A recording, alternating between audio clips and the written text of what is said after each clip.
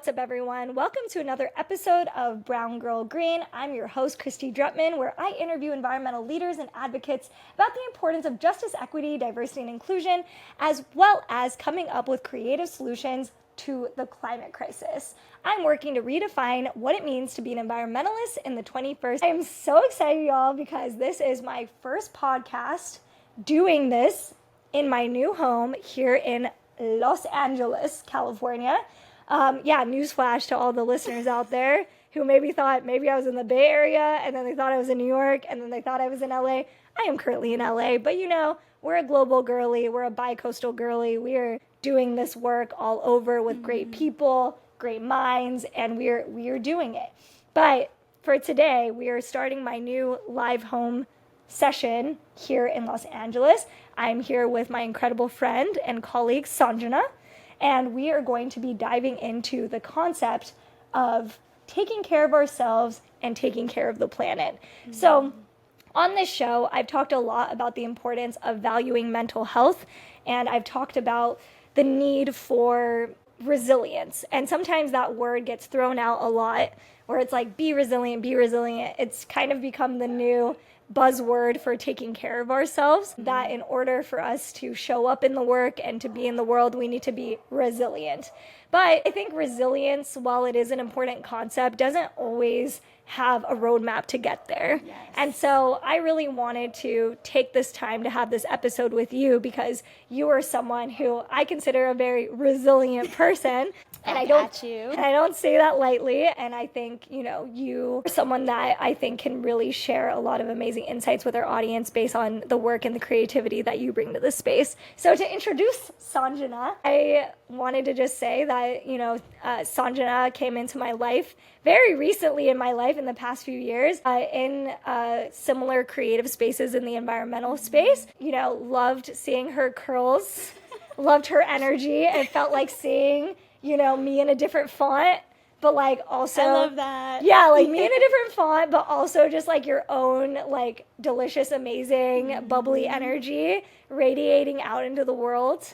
And I would say the way that I define how I see you in the world is as, a writer, a creator, a visionary, someone who really is going out in the world to bring your light, but to bottle that light and have other people kind of take sips from it. Yeah. In your own versions and your own creations, I would say. The way that I perceive you in the world from what I know. And the one way that I want to share one of those bottles of light today is through your work with GARMI, which is your incredible project that I would love for folks to learn more about. But before we dive into all of that, I wanted to have you share a little bit about yourself and your journey that brought you to this couch today. I love that. Thank you so much for that introduction, Christy, and thank you for having me. I'm so excited that we get to chat. I feel like you and I have conversations about these topics all the time offline, and so it's really cool to get to put some intentionality into it and see where we explore today in our conversation. So like Christy said, my name is Sanjana, and I am a climate storyteller, primarily as a writer and a filmmaker. And what that means to me really is that I get to learn from people that are doing incredible work in the face of crisis and in the face of systematic disenfranchisement, people who've been stewarding ancestral ways, people who've been stewarding any form of empowerment and access that they can towards wellness for their communities, whether that's personal wellness, community wellness, or ecosystem and planetary wellness, which, as we'll talk about, there's a thread through all those, and they're all kind of concentric circles and one and the same. What I am really all about is reclaiming the narrative from the extractive powers that be, and instead trying to craft something, a story for humanity that is better for people and planet, and that can help us move into a more nourishing future for all of us. I think that the systems that we live in are extractive, right, by definition, and everything, including yourself, is seen as a resource to extract from. And so when we live in a system like that, our wellness is kind of constantly under threat, and any other form of wellness that we might have access to is typically gate-kept from most people. So it's not even really that accessible. Mm-hmm. So I think when we talk about climate activism, when we talk about climate justice, we're really talking about the right to wellness and the right to pursue wellness for everyone, and restoring that right. So that's really what I get to do, is I just get to learn from people, and I try to digest what I'm learning and make it exciting and sexy and accessible to as many people as I can, because I feel like I always say there's nothing that turns me on more than a healing future on Earth. So yeah, that's my work. Incredible, incredible. And speaking of turn-ons, tell us a little bit more about your work with GARMI. GARMI, yeah. So GARMI is, it means heat in Hindi, and it's a reference to a concept in Ayurveda. Ayurveda is my own ancestral ecological knowledge, and it's something that I've trained in and familiarized myself with in order to help me inform my own storytelling and activism. And in Ayurveda, there's a concept called Agni, which refers to your digestive fire. And the idea is that as a human being, right, like, we say in Ayurveda, not that you are what you eat, but you are what you digest. So that is not just your food and water, but your ideas, information, interactions, like all of the inputs that you have in your day-to-day life. If your Agni, if your digestive fire is strong, that means you have a strong processing center. And so you can meet life with resilience, right? Like, you can meet all of the ups and downs that inevitably will come our way with a sense of stamina. And that is the most we can hope for, right? So everything in Ayurveda is obsessed with a strong Agni and living a lifestyle and having a diet and everything that is going to help you fortify your Agni. So GARMI is a play on that, because digestive fire, that's a form of heat, right? But also heat is the warming planet. And so to me, there's the form of heat that is harmful, which is that warming of our planet, but there's a form of heat that is also really powerful for healing, which is the transformational energy of your digestive fire, of your Agni. So it's a play on that, and the idea is to sort of share the ideas that are transforming me with the hopes that they might transform any of the readers. GARMI is primarily a newsletter right now, and so I just like to write about the things that are exciting me and hope that they excite other people as well, and just keep us transforming as we adapt to the crisis ahead of us or currently happening. I love that so much. I think going back to this concept of resilience, right? It's a loaded word, especially for women of color. I think I've been really struggling.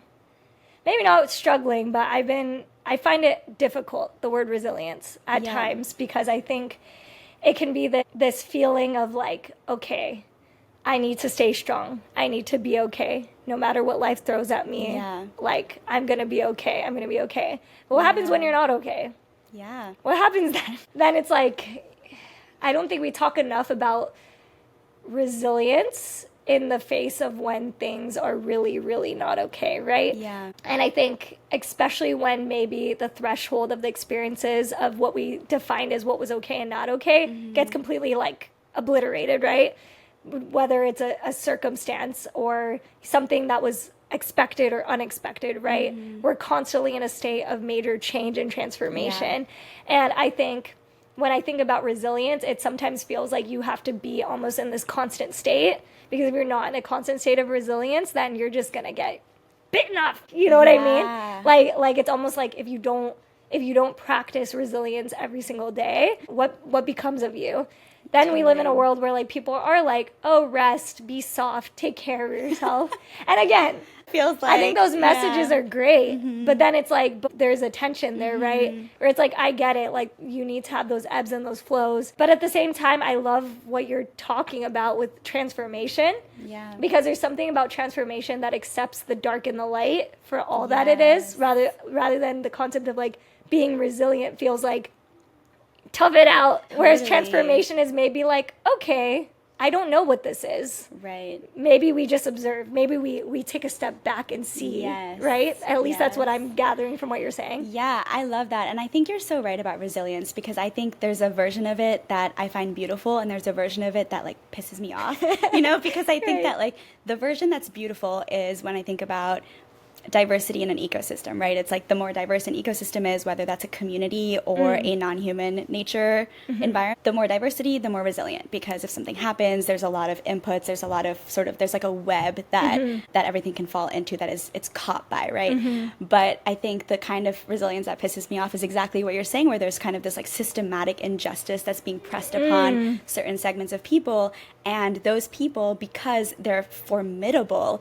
rise to the occasion, but that's that's not a kind of resilience that anyone should envy, right? Because like that's a resilience that's born out of necessity. And I think that resilience, like any concept, has sort of a beauty and a difficulty in it as well. So I mean, I think transformation to me also feels like a more generative word, because it takes into account the fact that, realistically, stuff is going to come up in life, right? Like no one's going to, in Ayurveda even, we talk about balance a lot. And even with climate action, a lot of it is about rebalancing carbon, rebalancing justice and resources and things like that, because we've got accumulations in some places and then we've taken a lot out of other places we've extracted.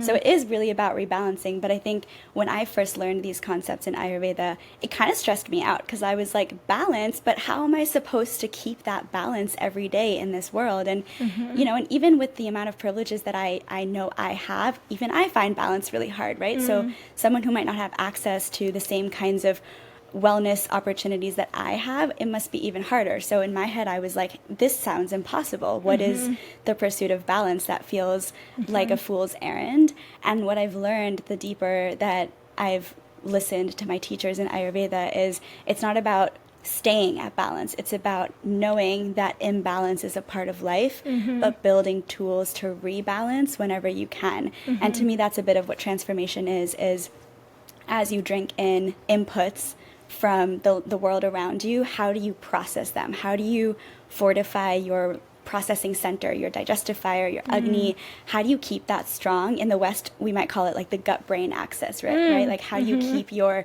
gut-brain axis as strong as possible within whatever resources and chances you have, so that you can process whatever life is throwing at you. And again, that's one of those things that on the one hand, I'm like, this is amazing, because there's so much opportunity for healing, and something like your digestive fire, your gut-brain axis, whatever, those things can really be healed even when they've gone through a lot.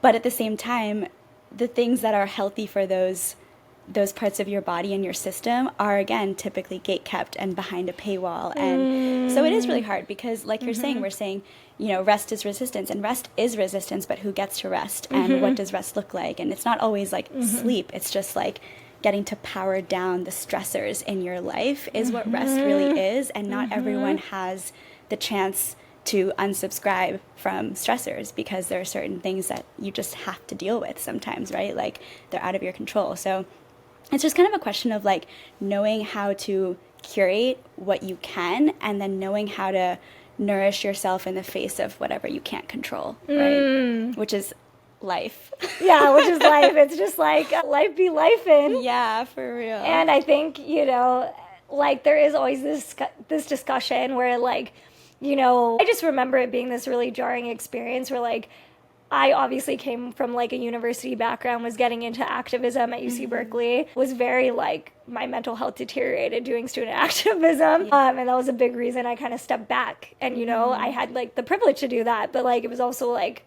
I also was just like struggling mentally, health-wise. And I realized I couldn't show up to the work if like I just wasn't all there. And then I remember going to the Philippines and doing this incredible program where I got to work with, incredible organizers in the Philippines doing climate justice activism work, right? And it was so interesting because Philippines, most climate vulnerable country in the world, like on the top lists of being on the front lines of the climate crisis. And it's interesting because in the Philippines, there's so many typhoons and so many disasters all the time. And it's just interesting because I would talk to organizers there and they're like, we learned to look at disaster with a smile. And I remember just being like, what do you mean? And then they're like, in the Philippines, we're taught that we have to keep smiling even through the pain, through the struggle. And, that's like wild to me because it's like one of those things where it's like, it doesn't mean there's not mental health struggles. It doesn't mean that trauma isn't there from experiencing those kinds of things. But it's like, I realize more and more that, there isn't necessarily that time or that space to maybe dive into some of these deeper things around our existence or what our purpose is in the universe. It's like, no, we're here and we're going to like rely on things that are immediate to us, which means building community, making sure people are fed, making sure people have shelter, making sure they have disaster emergency plans, right? And I think, like they say, like there is like, you know, these different levels of the needs people have to show up to the work. And I think that sometimes what I've realized is that people get lost in kind of feeling like they have to carry it all on themselves. Yes. When a lot of these things are planned by design to make you feel like you can't handle it all. There's a reason why it feels impossible to be able to pay your bills, be able to do things like climate organizing, be able to take care of your family, and on top of all of that, try to just like maintain some mental clarity in it all, right? It's exhausting. It's exhausting to just be a human these days, especially when you have a lot of those like systemic barriers in your way. And different cultures and different communities have their different ways of coping with it. But I think at the end of the day, everyone globally knows that the system is broken. And just those who have, like, I think have a responsibility to make it easier for the people that cannot, that right? Part, yes. And I think that's like a really important thing that you touch on with how you're structuring GARMI and your intention behind it is in order to create that digestive fire, like you're saying, there has to be people thinking about concepts like redistribution and understanding that like, if you do have the privilege and the ability to learn about these things, that you can use your resources to then do something about it. Yeah. Oh my goodness. I could not agree with all of that more. I think that, like you said, the system is designed to exhaust us, and it's also designed to disconnect us. Because I think something that's been on my mind a lot through the work is I've grown up in spaces of privilege, right? I've grown up in spaces where a lot of the people that are my peers from growing up and from university, they have a certain amount of financial resource that creates a sense of delusion that you're insulated from what's going on in the rest of the world. And so I think that's actually where a lot of my motivation to do this work comes from, is how do I make it as understandable as possible to folks who think that they're not affected by these issues and by the situations that a lot of us talk about. How can I make them understand or make them excited about participating in transformation, right? Because they oftentimes are the ones with the resources that other folks need. And so how can we bridge that gap by reconnecting? And I feel like as much as the system is designed to exhaust, it's also designed to disconnect. Because if you are disconnected from yourself on a basic level, if you're disconnected from your needs, your feelings, your senses, what just your biological system requires on a day-to-day basis, if you're disconnected from that, if you're disconnected from the resources to fulfill those things, even if you were to know about them, if you're disconnected from an understanding of how you are interwoven with everyone else around you, if you're disconnected from an understanding of how whatever's happening in your body is an imprint of what's going on in the world around you, and that's not just a philosophical concept, that's true in terms of even like the microbiota in your digestive system, right? Like you are connected to the farm worker that is toiling in 110 degrees to pick your food. You are connected to the polluters that are tainting the air and the water and the land. You're connected to algorithms and big pharma and big ag and all these things, because those are the things that are your inputs, and your inputs are what make up your microbiota, right? So you are like physically, literally connected to these systems, whether we know it or not. And I think that like I'm like, God, they're inside of me. They are. But the thing I will also say, right, is like that's why to me, in a system that's designed to disconnect you, connecting is so revolutionary, right? So at true. all those levels. That's and so true. if you're connected to systems of harm, you're also connected to systems of healing. So you're also connected to the elders and the doulas and the people who are weaving abundance. Like you're connected to the folks that are fighting for safer working conditions for the farmers. You're connected to the folks that are taking on big polluters. You're connected to the folks that are growing food in affordable urban farms. You're connected to the people that are trying to make bike lanes and public transportation. Like you're connected to all of those systems also.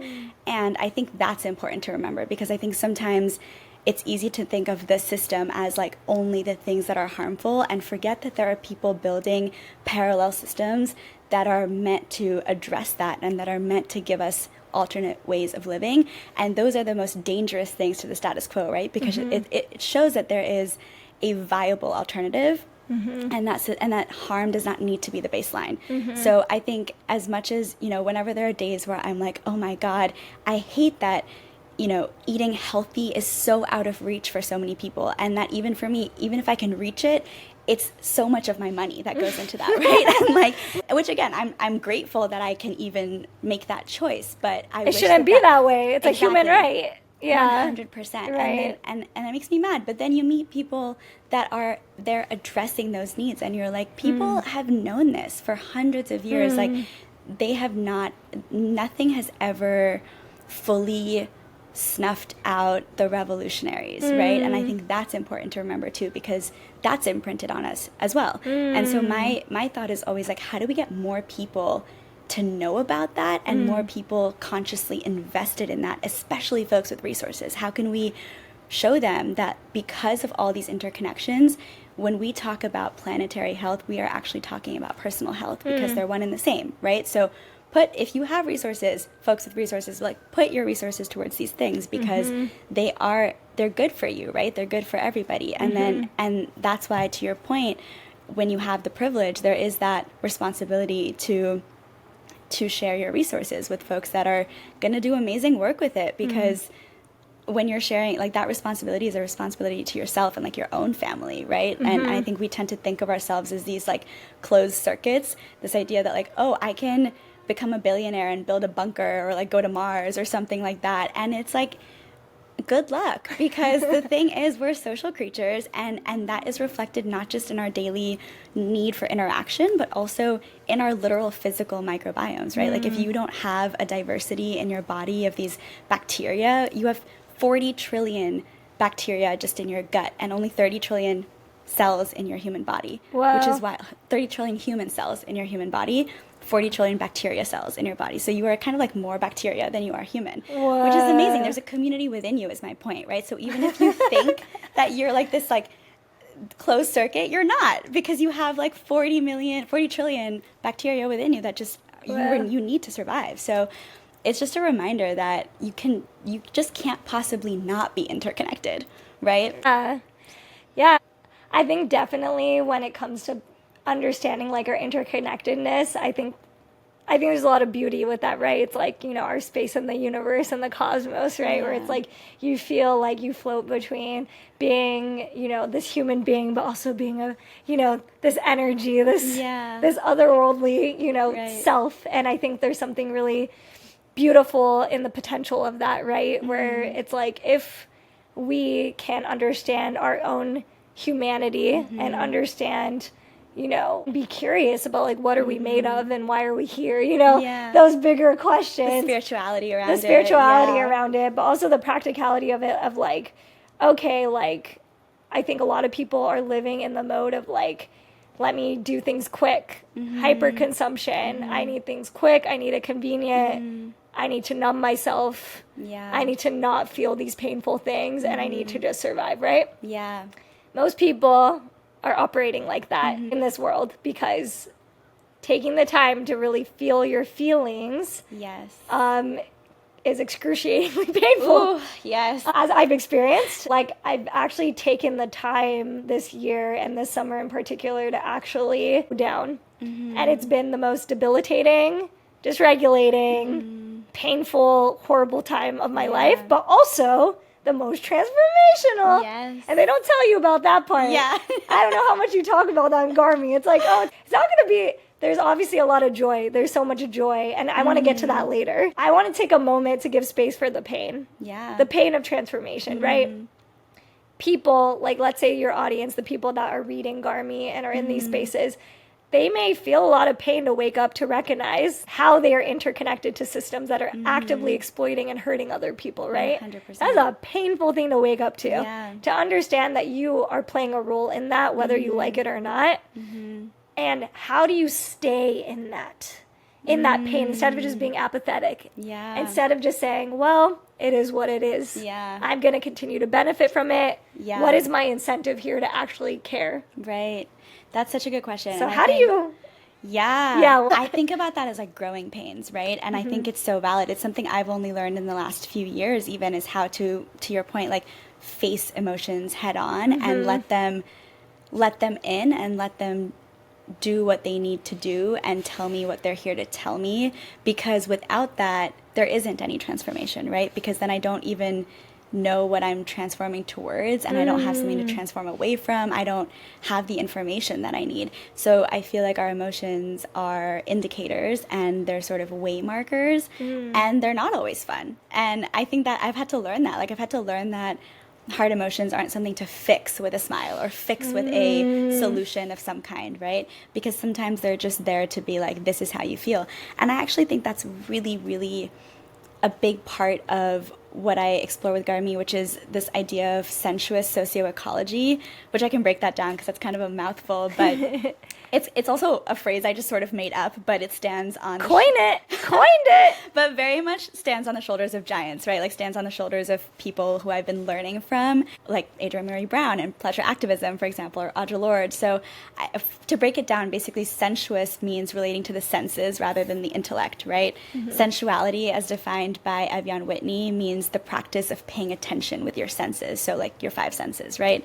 And then socioecology, socio just means relating to society. Ecology, I love this word because we use it all the time in our work, and it was so late in the game that I learned that eco is actually, it just means home. And so ecology is the study of home, right? So when you put it all together, to me, the question that GARMI really explores is, how is paying attention with your senses a way to reconnect to your home, in yourself, in your society, and in the planet as a whole, right?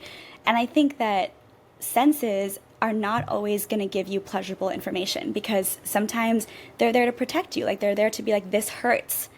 Don't touch that. It's going to burn you, right? Whatever it might be. And that can be on an emotional level too, where it's like this experience that you're going through. It's painful. There's grief or there's anger, right?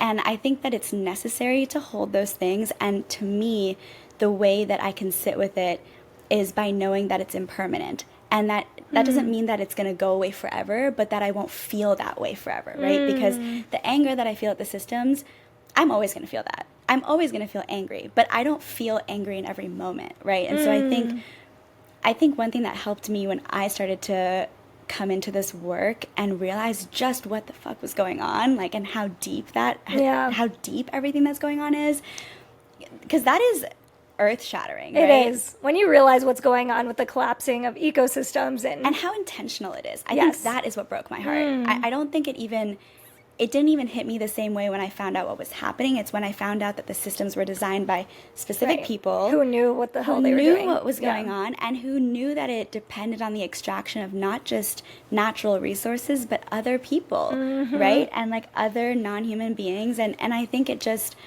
broke my heart. And I think that the only thing that really kept me going was realizing that there's more to it, right? Like there's people fighting that, and there's people who refuse to give up hope, because hope is not, oh God, I saw this quote and I don't remember who said it, but it was that something to the effect of, you know, hope, people think hope is this flowery, delicate thing, but hope actually just got up from the pavement with dirt in her mouth and spat out a tooth ready for another go. And I was like, yes, that's the thing. Like, hope is not a luxury. Hope is a necessity. And I think what gets me through that pain that's necessary for growth is remembering that there's something I'm growing towards, right? There's people and ideas and worlds that I believe in that are possible, that are being worked on and built right now.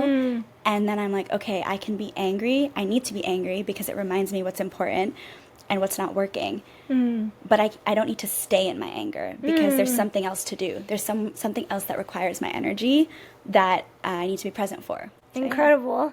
You know, I've realized that too. I've realized that there's a lot of things in this world to be angry about, like both an interpersonal and a systemic level, right? Yeah. But I've learned that, like, especially for women of color, like, we hold our anger in a lot, and like ancestrally too. Yeah. And I think there is something that's really important about learning what to do with anger. Yeah. And I love what you're saying is where, like, you have to find ways to sit with it, to learn what it's trying to tell you, and to use that to create new moments of action and to protect and to defend, right? And I think there's something really deep there where I think a lot of us, especially myself, I'll only speak for myself, but I've talked to other women of color about this, where it's like, we hold in all this anger, we don't ever express it, and then it turns into illnesses, it turns into heart attacks, it turns into long-term panic attacks because we just are constantly in a state of pushing that feeling aside of the anger and the sadness. And I've been learning more and more how to create a home for my anger, and learning that like anger is trying to usually teach us that there's a different way and there's a different path, and that there is deeper wisdom within each of us that is trying to guide us towards elevating that to be more in alignment with the life we want to live, to the values we want to embody, and the people we want to surround ourselves with, and the causes we want to fight for, right? And I think in that way, anger can be this really beautiful tool that, when utilized correctly and we develop that healthier dialogue and relationship with it, can show us new possibilities and realities moving forward, right? And so going back to what we were talking about before with sitting with the pain, I think it requires you to have a lot of somatic tools to learn how to be safe in that, right? And I actually saw this incredible Instagram post, and I am so sorry to the amazing creator who I cannot remember at this moment, but later on I will tag them in the show notes. They posted an amazing post saying that like, you can't really appreciate nature if you're dysregulated.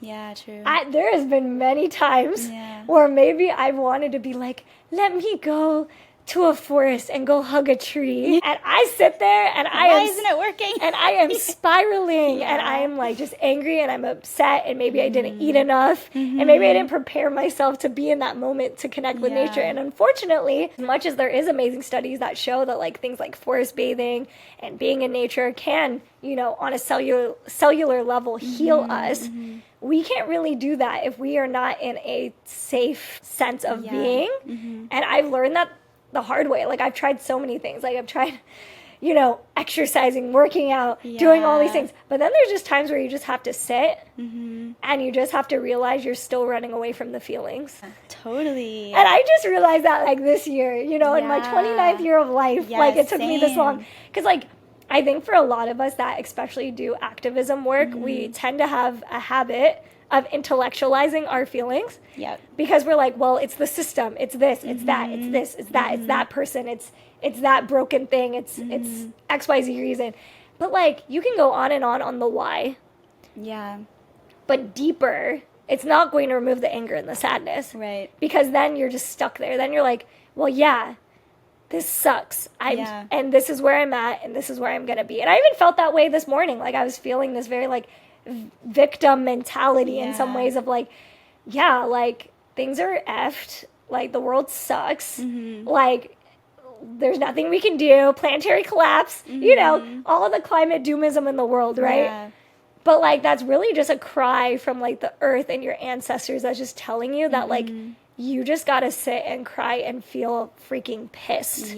But you have to like be there and fully feel it, because you're meant to feel it in that moment, so then you can move on. And that is I'm learning, those are the ways that you learn to build safe and trust in your nervous system. And that is actually how then, once you actually feel it all, you created that safety, you're kind of parenting yourself, then it's like, okay, wow, now I can actually touch this tree. I can actually smell the air around me. I can actually feel the breeze, feel the leaves. Pathways are cleared, The pathways are clear. Now I can actually bring in those other sensations because I actually feel regulated, safe in my body. Now I can bring in those messages that Mother Earth is trying to give to me. But it's like, in the meantime, it's like, Mother Earth, I gotta take a second, because right now, like, I'm like, you know? And I think it's a lot of people, right? So this goes back to what you were talking about, this disconnect. Majority of the world is disconnected, and it's exactly in the state that I'm describing, where they're either stuck in the past, stuck in the future, stuck in survival mode. How do we expect them to care about the planet if that's where they're at, right?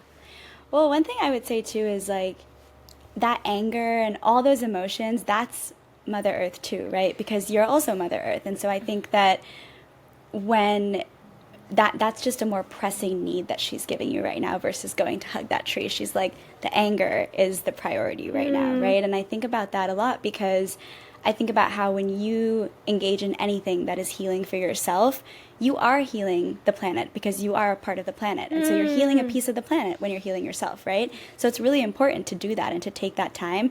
I think for a lot of people, it either is or it feels like a luxury. And I understand that. I think that, you know, even for me, I think I used to see the idea of processing my emotions, quote unquote, as wallowing, you know? And I used to feel like, you know, I was like, why are people sitting around like processing, you know, like, can't they just get over it? Can't they, you know? And I would do exactly what you said, where I would intellectualize my emotions and I would say, okay, I'm angry because of this.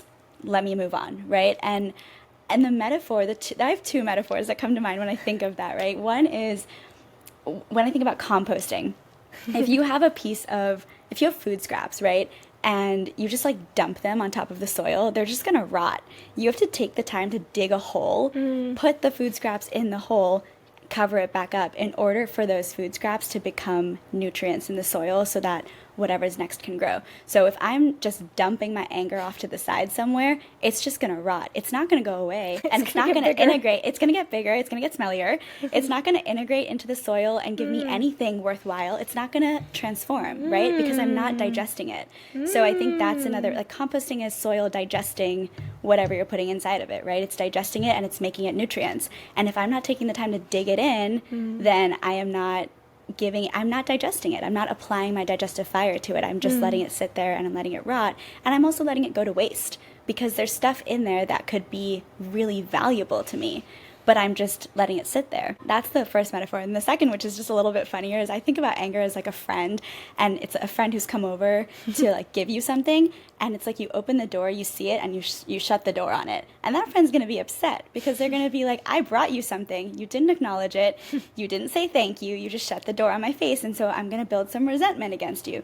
But if instead you say, thank you so much, you accept the gift, then the friend can be like, all right, I did what I came to do, you know, and like, you're square, you're good. And like that, to me, the whole idea is you have to acknowledge it for what it's asking you to acknowledge. And then once you do that, it can integrate into you in a valuable way. And I think to me, that's not separate from climate action. Like, that is caring about the planet, right? Because if we're always out here talking about we're all interconnected and we are not apart from, we are a part of nature, right? Like, I say that all the time. But if I'm not living that way, if I'm not taking my own well-being as seriously as I'm taking the well-being of my loved ones and my planet, then I'm not actually living that way. And again, I want to, obviously there's a caveat that everyone has different circumstances. And so, I mean, you know, apply this in whatever way you can with whatever chances you have in your circumstances, because not everyone can just be like, and I'm also not advocating for anyone to be like, it's all about me. You know, that's not it either. Right. We have these concentric circles of connectivity, but I think sometimes we have a tendency either to only think about what's going on in ourselves or what's going on in the world around us. And we really have to, I think, be better about doing both and having empathy for both, because the personal is political, the personal is planetary, right? And vice versa. The political is personal, the planetary is personal. So just remembering that caring for all of those things is one and the same and equally important. No, I love both of those metaphors because, yeah, I'm like, wow, I got lots of thoughts and feelings I want to compost. I'm like, and figure out, you know, what is the season that it needs to blossom into something else, right? Right. And sometimes it takes a second also to figure out, like, you know, in an actual garden to compost, you know, you gotta dig the hole. But when you take that metaphor into human life, what does that work of digging the hole actually mean or look like? It looks different for everyone and looks different in every situation. And sometimes the project itself is figuring out what is the work that I need to do to help get this digested, you know? Right. And I think that's like how people can show up more for the communities and the ecosystems that they care about, because I think if you're able to understand your why and you know what grounds you and what roots you, I think there is these opportunities then to explore your sensations and what makes you feel good. And I think people inherently know that, but we don't really ask ourselves that. Like, this kind of work or these people or this thing makes me feel calm and my nervous system's not activated. So, like, regardless of like privilege and access, whatever, I think human beings in general, like, we can tell, I think on an intuitive, intrinsic level, like, what things in our lives are making us feel good and in flow and regulated and whatever. And then there's times where there are situations where we become dysregulated or we get triggered by something or a circumstance happens, expected or unexpected, and we get completely derailed. And I think those are especially the times where you have to know what your why is. And again, like, for those of you out there that are listening to this, I don't want you to have an existential crisis of like, well, if I don't know what my why is, then I'm screwed. That's not what I'm saying. I think your why could even be trying to figure out what your why is. Yeah. Your why is a journey to keep being in a state of transformation, I think is what I'm like, it all comes back to that, honestly, at the end of the day. Yeah. And I think that's like what I'm getting out of this conversation is just realizing that like in this work is very emotionally driven in a lot of ways. I think it's very logical and honestly should be more focused in like, you know, economics and policy because there's literal like financial and political risks on a very existential level that like politicians and people in corporate America are not taking as seriously as they need to be. And the alarm bells for them are not going off. Like they're not being triggered the same as those of us who are like in this work and are seeing it every single day and understand exactly like what's at stake. I think there is a lot of people that are in these higher up positions that are maybe some of them like definitely like do care and are trying to figure that out and are trying, and I do believe that because I know those people, I'm friends with those people, right, who are in the system in these like places that could pull levers that could redistribute resources, right? But I think there's a lot of other people that would rather look the other way in a lot of ways. And I think humanity is waking up more and more to recognizing that like you said, you can try to avoid other people's anger, but the more you avoid it, the more it's going to like be confronted in your face. And then you're going to have to deal with it. And then it's probably going to make things even worse than it needed to be.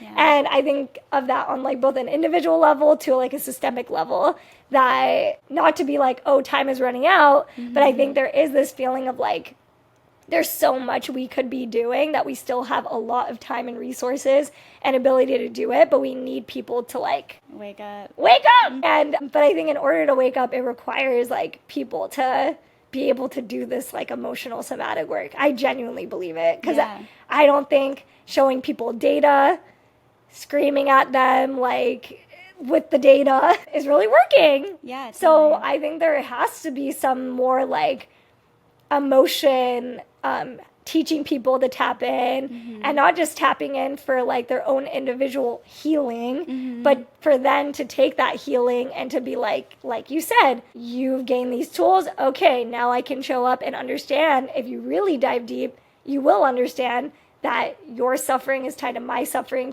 tied to their suffering. And so you do have some sort of responsibility, I believe, as a human being in the role of your own suffering and your own joy to do something about that. And maybe those are my values and maybe other people don't have that, but I have that. If I exist, then there's probably other people that exist that probably feel that way too, I guess, right? And I guess you're doing GARMI, you believe there's other people that feel that way too. Yeah, and you know, I actually think that when people are, to me, it's a question of narrative, right? Every structure that we have is a reflection of a certain story that is dominating the world. And that story typically has been the colonial narrative that humans have dominion over nature, humans have dominion over certain other humans have dominion over women's bodies, men have dominion specifically over women's bodies, et cetera, right? And so it's this idea of domination, it's the idea of individualism, that you can operate as a closed circuit and you can be insulated by accumulating capital from whatever's going on in the world around you and in the communities around you.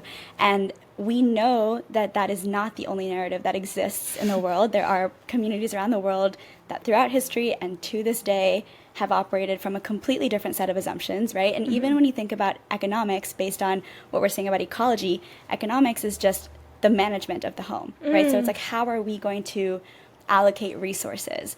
And something that blew my mind that Robin Wall Kimmerer actually highlighted in a podcast I listened to a while ago, she was like, the baseline of modern economics is an assumption of scarcity, but scarcity is an assumption. It's not a fact, right? And scarcity depends on how we allocate things. And if we assume scarcity, then we create scarcity. So it becomes sort of a circle, a cycle. And my point in saying that is just that I think when you're talking about this emotional and somatic work, a lot of that is about stories and storytelling. And I actually think a lot more people would share the same values and already do, but we've just been all fed different stories. And it's a reminder to me that in a lot of ways, politicians across the aisle have a lot more in common with each other than they do with us. And we across the aisle have a lot more in common with each other than we do with them, because we're concerned about survival, safety, happiness, wellness. That's pretty much everyone, right? Like, no matter where you fall in the political spectrum, but we've all been fed different narratives about how we achieve that for ourselves and our loved ones. And that's what creates so many of these divides. So I think so much of like reclaiming the narrative is about this sort of revolutionary connectivity, right? Is reminding people and showing people that there is something really exciting to being connected with each other. Because if our language is always like, you know, what you suffer from, I suffer from, suffering, struggle. These things are all things that within the movement are valuable to talk about, right? Because within the movement, when you and I talk about the struggle, we understand what that means. We understand the end goal. We understand that as liberation. We understand that as beautiful and necessary.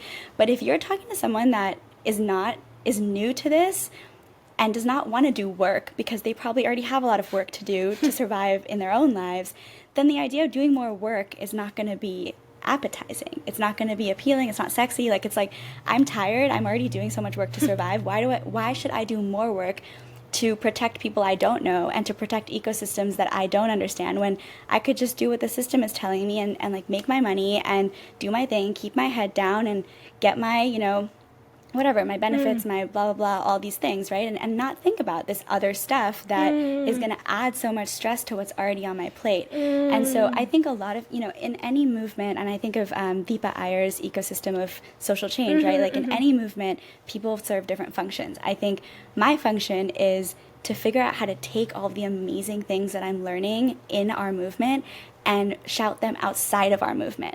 Like, how do I get more people involved that would not otherwise consider themselves climate activists? That's not everyone's role, right? A lot of people's roles are to disrupt and to deepen the movement and I love that. And I think for me, it's just about how do we grow it also, right? How do we make it the coolest place to be? Like, you want to be part of a movement that is about healing. You want to be part of a movement that is about how your joy and your wellness and your safety is intertwined with someone else's, rather than the idea that your suffering is, which is also true, but it's a question of like, what emotion are you playing on? Are you playing on people's fear, or are you playing on people's desire to be part of something cool and part of something, I don't mean cool like superficial way, I mean cool like it excites them, you know, like it makes them feel valuable and valued, and it makes them feel like they can contribute in a way that's gonna add to their lives, right? Because all these things are already true about climate action, but we just don't tend to highlight those things about it, right? Because we tend to be so focused on the fear, because there is so much to be afraid of. Right. And so I think, when I think about facing your emotions and I think about transformation, a lot of it is like, how do you digest the fear and how do you digest the realities of crisis and the realities of systemic oppression, and how do you use those nutrients to seed something new, right? And it's not even new, something that like people have been stewarding for a really long time. So putting that energy there. Exactly. Like, I think that's, you know, for me, like, that's why I got into this work around storytelling myself, is because I think that there's just not enough attention on the good shit that's happening. Like, they're just not. And I think, like, psychologically, like, if we do put it out there that, like, really good things are happening, and that there's people doing the work, and that there is people that are trying to shift the narrative, I think it does create a little bit of those touch points where people are like, joy and abundance, like that can I can access that. Right. And to be clear, it's not about like washing away or minimizing the pain and that crisis, right? I think it's just that people know that already. Right. People are already scared. People already understand that there's a climate crisis, and 70 more than 70% of Americans are worried about it, right? Statistically, like we already know that people are scared and people see it as an apocalypse. But I think the thing is when you think something's hopeless, you're not going to participate in doing something about it, because you're like, what are we going to do? The system is the system, and the climate crisis is happening, and we're all going to die. And like that tends to be what happens. And so I think there's a lot of storytelling that still acts as if people are not already aware and scared, but they are. They're aware, they're scared. And so now it's like, what do we look towards, right? Like, what do we run towards? And I think that's what a lot of this, because when I think of even senses, right, and like sensory input as the thing that connects us to the world around us, literally, right, your senses, your sight, your hearing, your touch, your taste, all these things are giving you information about the communication going on between you and like your physical surroundings, and also your intuition, your sixth sense, right? Your gut microbiome, gut brain axis, all of that. All these six senses are connecting you to the world and the systems around you. And they're there to protect you. They're there to tell you when something's not right. All the emotions we're talking about, the hard ones, pay attention to them. But they're also meant to be there to help you thrive and tell you what feels good, right? Like, for example, I know when I'm cooking, right, and I see a colorful palette on my cutting board, I physically feel joy because I'm like, wow, this meal is going to be nourishing. And that's not just a function of seeing beauty as some superficial thing. That is a sensory cellular intelligence that's understanding if a palette is colorful, it's going to hit all the nutrients that I need. It's that diversity, that resilience, right? So if it's yellows and blue, if it's yellows and oranges, that's my beta carotene. If it's dark leafy greens, that's my iron and fiber. If it's blues and purples, that's antioxidants. So my body knows, and it knows when to say yes to something, when it says this is pleasurable, this is good. And the thing that I feel like GARMI and even climate activism as a whole is really fighting for is the right to wellness, right? Because if we are living in systems where the baseline is harm, the baseline is sensory overload, can you imagine walking down the street in LA with all of your senses fully open? You would crumble because there would be cars honking, the pavement is hot, it might smell weird, like it's overload, right? And so you can't possibly walk around with your senses fully open all the time. For most of us who live in these cosmopolitan areas, that is too hard for your body to process. So we have to, by necessity, close down our functions to a certain extent. And what that does is it closes us off. But that's not our fault, right? That's survival. And so I think it makes sense that that's how we have to live. And you've even talked about it, right? Like we get dysregulated. We have to sort of close down a little bit. And that makes, I do it all the time because you have to. But then when that's our baseline, it's not just that it's kind of constant chronic stress. It's also that it's not giving our senses a chance to do the other part of their job, which is to tell us when something feels good, right? Because if they're always in survival mode, they're never going to be like, oh, here's how it feels to thrive, and here's how it feels to say, absolutely, this is pleasurable, this is nourishing for me. And that's what we're really fighting for, is like everyone should have that opportunity, right? Everyone should have that chance. And to your point about like, you have this responsibility if you have privilege, if you do have even 5 minutes to tap into those things, it's a way to remember how connected you are to the world around you, right? And that is healing philosophically, but also physically for all of us. If you can find 5 minutes of sensory safety for yourself, right? And I think about, we were talking about this, that a lot of times these somatic tools tend to be somatic ideas tend to be very theoretical. Like, ground yourself. Okay, how?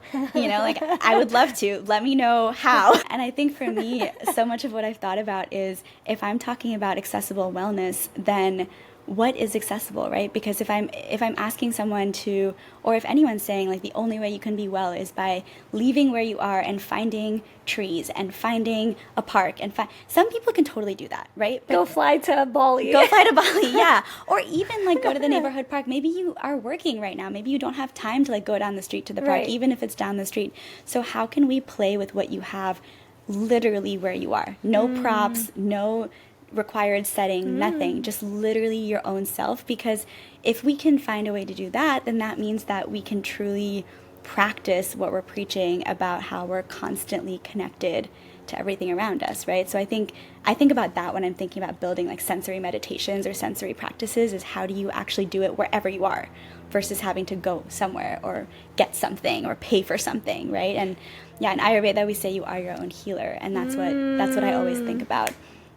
Do you want to give us like an example of something like that? I'm like, Yeah. I need a little bit of a tapping into senses a little bit for our listeners. Yeah, I mean, they're so simple, and I think the two caveats that I would say, one is everyone inhabits a unique body, so whatever senses are accessible to you, obviously tap into those. And then also just the idea that it might not even be a bodily thing, it might be a situational thing. So if you're in a room that's really loud, maybe don't tap into your hearing, right? Like that might be something that you want to keep filtered out for a little while. But I think for us today, right now, we're in a pretty nice space, your beautiful living room, and the sounds are very calming, the colors are very calming. And so something that I would do, which we can do right now if you want. Oh my God! Sure. It's almost like a little game of I Spy that you play with yourself, but you do it through all your senses, right? So we'll just take a second to get comfortable. All right. This is the first time I'm doing live exercise on Brown Girl Green. This is exciting. Do you feel comfortable closing your eyes for this? Sure, why not? Okay, amazing. Okay, so we'll just take one deep breath in together and one deep breath out. And I'm going to have you take your palms and just rub them together. And just lightly press one palm against each eye. And then you can move your hands away from your face and slowly open your eyes. And then you can let your palms go and just look around the room for a second. And you don't need to share this with me, but just think through 3 things that you notice. Maybe it's something nearby on the table in front of us. Maybe you're noticing the colors and the textures that you see. Maybe it's something in the distance out the window, like the sky or the tree. I'd encourage you to find something green to look at, which is very healing for our eyes, and explore what the green looks like. Is it a plant? Does it have a lot of leaves? Do the leaves have veins? And then I invite you to take another breath in and another breath out. And now you can gently flutter your eyes shut. Okay. And we're just going to bring our attention to our ears. And I invite you to notice anything you can hear nearby. I'm noticing the fan. I'm noticing some footsteps outside. Muffled voices. Muffled voices. And I invite you to let your ears wander further to any sounds you might hear in the distance. Passing cars. Some city sounds. And then on your next inhale, we can bring our attention back together. And on our exhale, open our eyes. And the last one I'll do with you, since I want to be conscious of time, is touch. Which the easiest thing for me to do is you can either touch things that are around you, like we've got this couch, we've got this surface here, your hair exactly. There are also marma points in Ayurveda, which are your energetic circles, or energetic centers rather. So there are 107, but I typically just use 2. One is right here in the center of your palm. So you can just put your thumb in the center of your palm. Nice. The other is just in the middle of your eyebrows, your third eye, and I will put my middle finger right there. And what you can do is you can either, I like to just keep my finger still and just press gently, or you can massage it in a clockwise direction. And these are meant to just be almost like little stress points, right? So the idea here is like we didn't use any props except for what was already around us.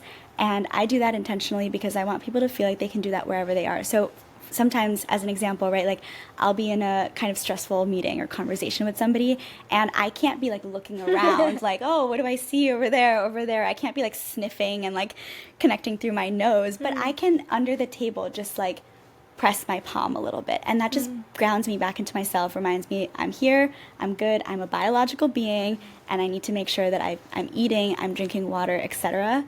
I know, now I'm realizing I'm a little dehydrated. Yeah. I was like doing that, I was like, I'm actually like pretty thirsty. Yeah, let's take a sip of water.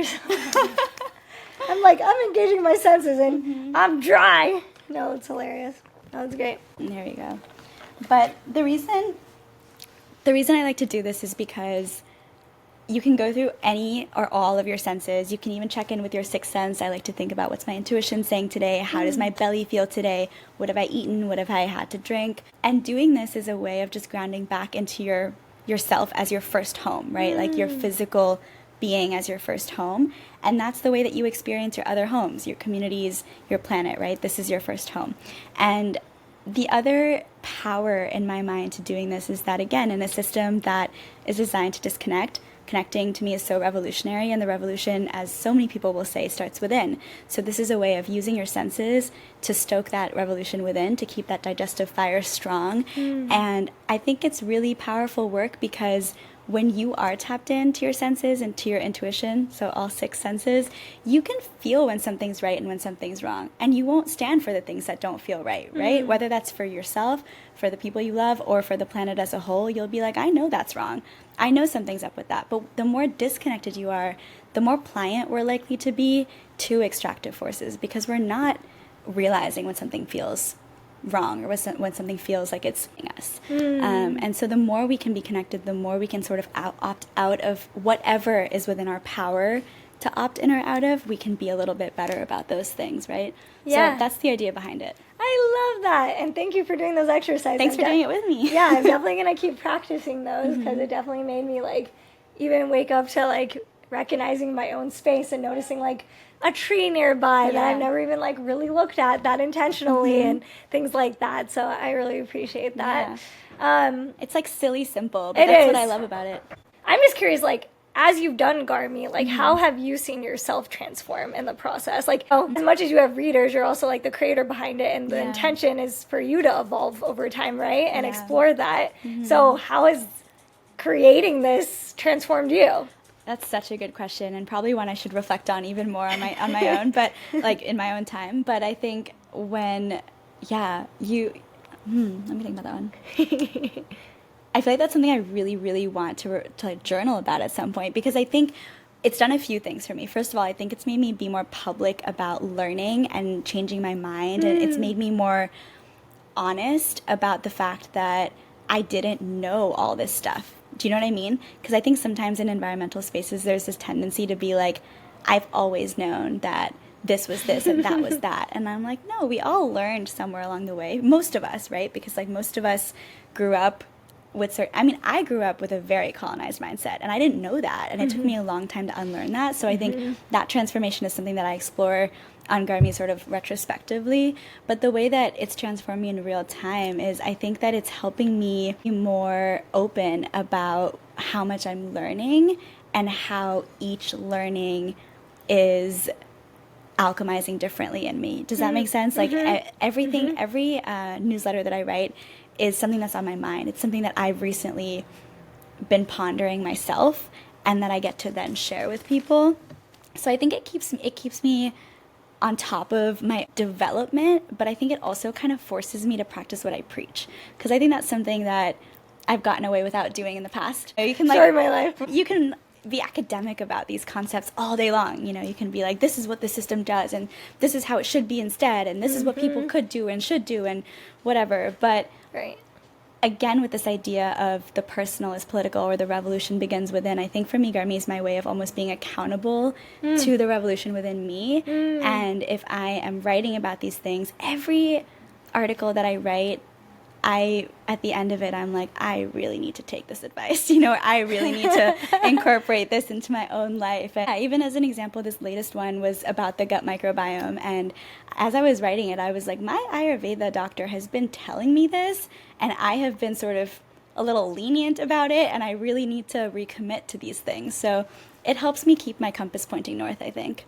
I love that. Yeah. And I think at the end of the day, all of us are trying our best, right? I think what I've learned also this year in processing my feelings and trying to hold space for both anger and grief, but also joy and celebration, is we have to practice radical acceptance and radical compassion. And, you know, both of those terms come from incredible teachers like Tara Brach and other folks in the wellness space. And, you know, they always are emphasizing that. I think in the work of climate activism, we have to radically accept that the circumstances that we live in are full of a lot of gaps and holes and pain, and that at the same time, there's something really beautiful and curious and interesting about that prospect of like, well, if the world is burned down to the ground, then what's left? Yeah. But then it's like, what's left then? Yeah. And I think there's something there that you could either view it from a lens of, well, that's that, or could we do something with that? Yeah. Could we make something new? Could we learn from ecosystems and how they rebuild? Could we learn from them? They're not sitting there and being like, well, that's that. Yeah. They have to keep going. Right. They have to keep going. Yeah, that resilience that we were talking about. Right. And I think for those of us here, I think we have to encourage that, inspire that in each other, that like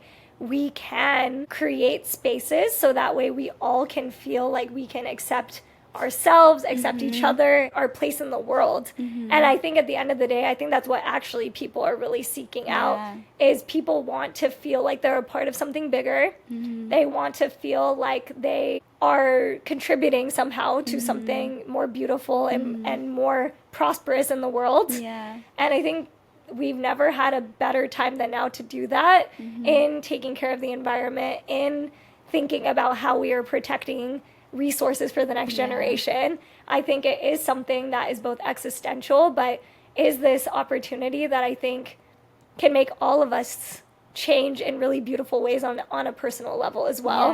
And I think that's like why I've done this work, is because I never really considered myself an environmentalist, but I stayed curious. I was open to learning, and it's created a life that I never even imagined possible for myself.